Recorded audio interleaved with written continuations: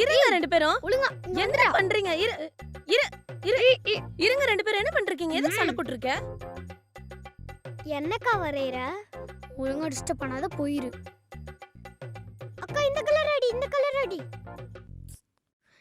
நல்லாவே இருக்காது, ஒழுங்கா போயிரு. அப்படியா?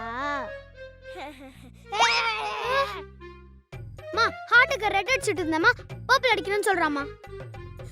டேய் ஏன்டா? பிடிஎஸ் ஃபேன்மா. மா அடிக்கலன்னு கிறுக்கி விட்டாம்மா. யாழியா, நாளைக்கு நான் உனக்கு டைசன் சொல்லி தரேன், வேற நோட் வாங்கி தரேன், நீ அதுல கலர் அடி. இதுக்கு போய் இவன்கிட்ட சண்டை போட்டுட்டு இருப்பியா? நீ அதை அவன்கிட்ட கொடுத்துரு, அவன் ஏதாவது கிரிக்கெட் இருப்பான் விடு.